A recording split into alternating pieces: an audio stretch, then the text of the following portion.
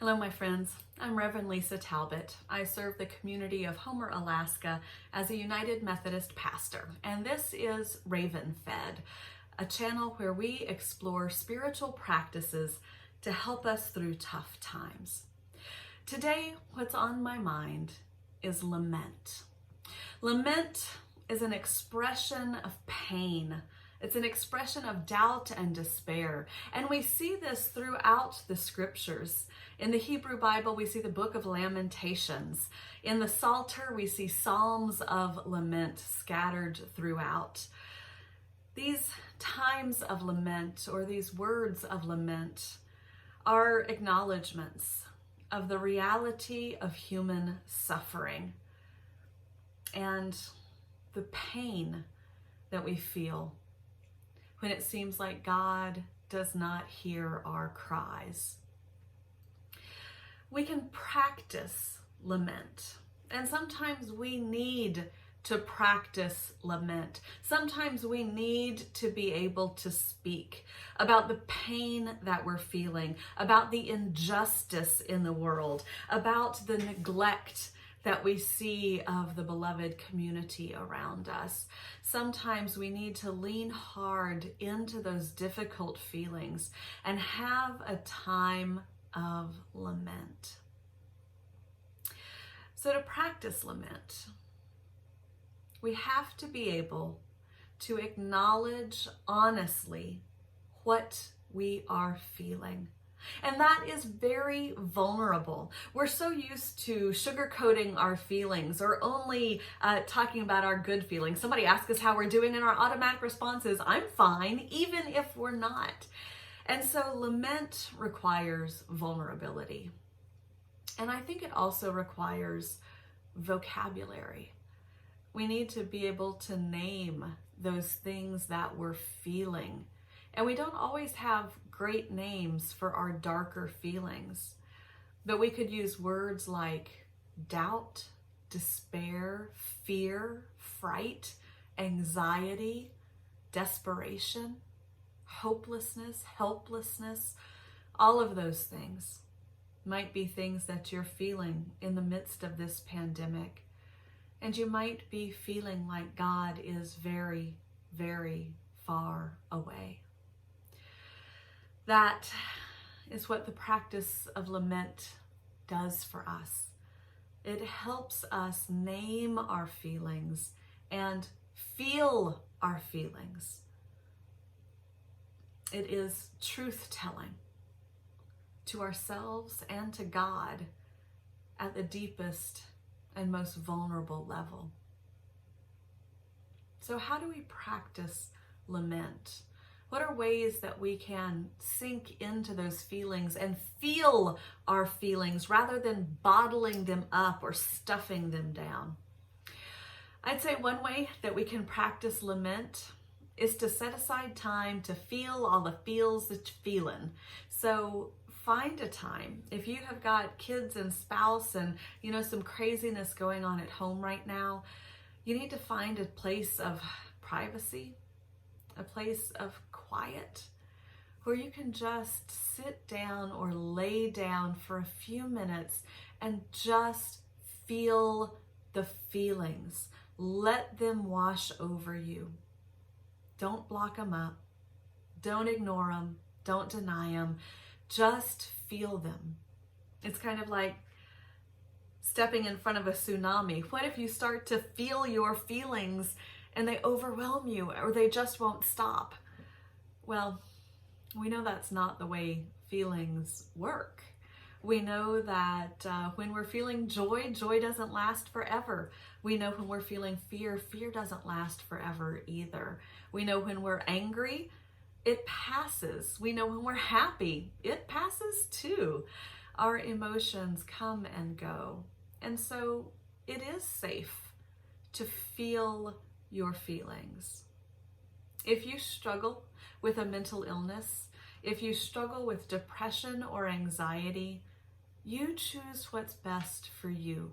You know what works for you and what doesn't. And if this is not a safe practice for you right now, then don't do it. But it could be something that you talk to your therapist about.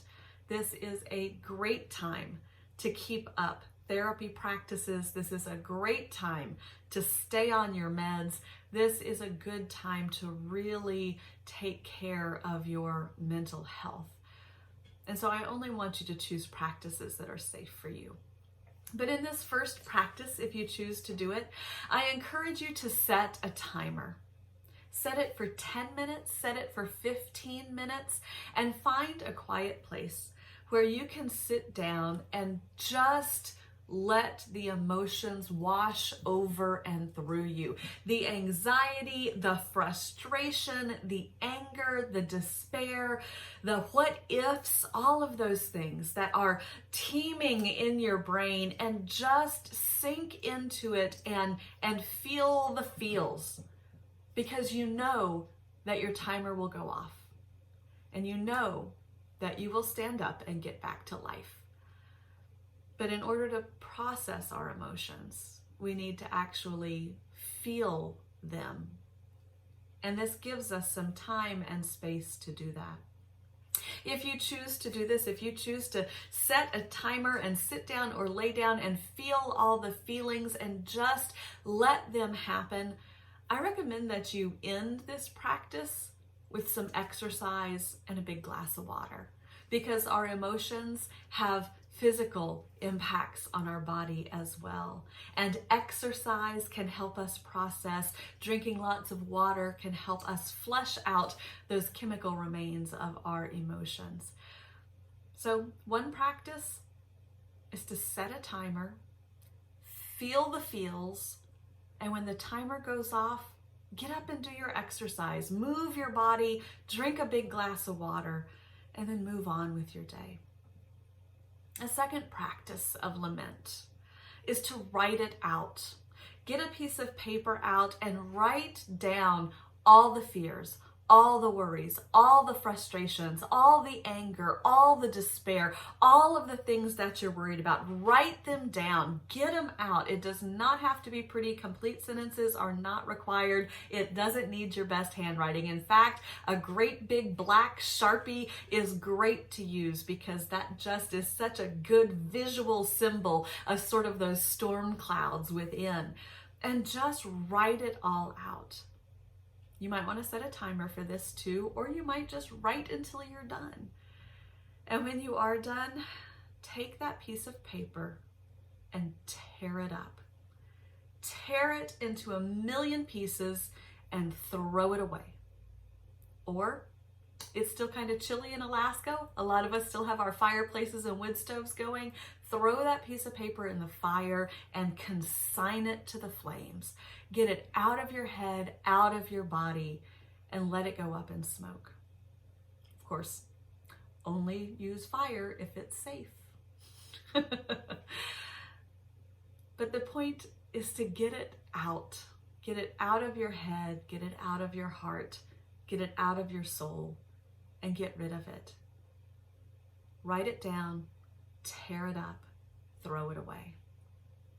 A third practice, if you are having trouble feeling the feels, if you are one of those people who have to keep it together, if you are the parent who has to keep it together for your kids, if you are the spouse who has to keep it together for your partner, if you are the leader of your company who has to keep it together for your employees, and you are just so used to stuffing it down and holding it in that you just can't release, then use something to help you get to that point.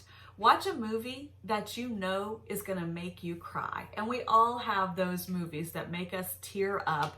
Watch a movie that you know is going to have an emotional impact on you, because sometimes you just need something that helps that dam burst a little bit. So watch something sad. Read a book that you know always hits you in the heart. I know right now the stories that make me cry are the stories of nobility, the ways that neighbors are helping neighbors, those stories of those unexpected angels that appear to help in the hardest of times. Whatever it is that helps you access your buried emotions, Use one of those as a tool to help get your lament flowing. And then when you do, maybe you just need a good cry. Maybe then you can go to one of the practices of writing it all down and tearing it up, or just sitting and feeling the feels and let that emotional process cycle through and complete. And again, whatever you do, drink lots of water afterwards. Our emotions have physical effects, and we need to take care of our bodies as much as we need to take care of our souls. And in the midst of all of this, part of lament is being honest with God. God is big enough to take our anger. God is big enough to take our despair. God is big enough to take our anxiety. If you need to vent, God will listen. If you feel isolated and abandoned and alone, yell at God about it. It's okay. God can take it. Sometimes an important part of getting out our emotions is expressing our feelings of isolation or loneliness. And we can do that to God. God is willing and able to hear anything that we have to say.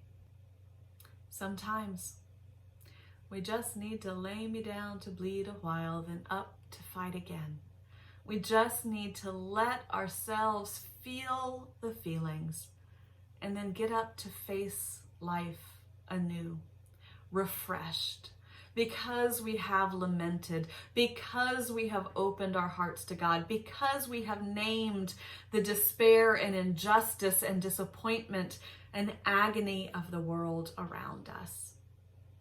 And then, when the tears have cleared our eyes, we can see anew the world around us.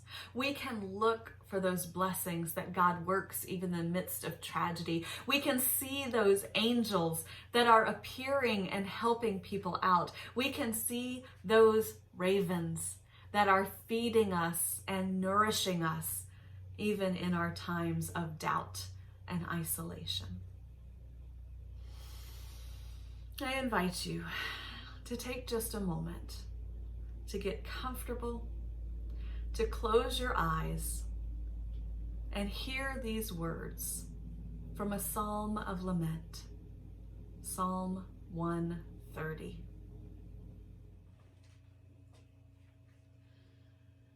Out of the depths I cry to you, O Lord.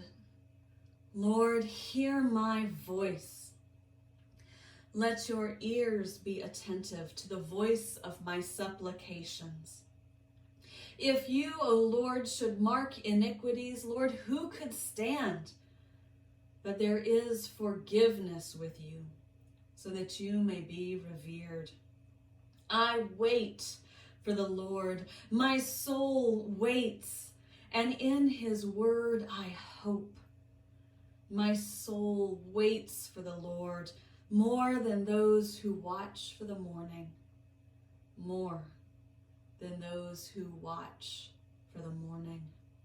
O Israel, hope in the Lord, for with the Lord there is steadfast love, and with him is great power to redeem. It is he who will redeem Israel from all its iniquities. My friends, if your soul is crying out to the Lord right now, know that the Lord hears your cry. God bless you, and thank you for watching today. Bye-bye. Sometimes everything just sucks.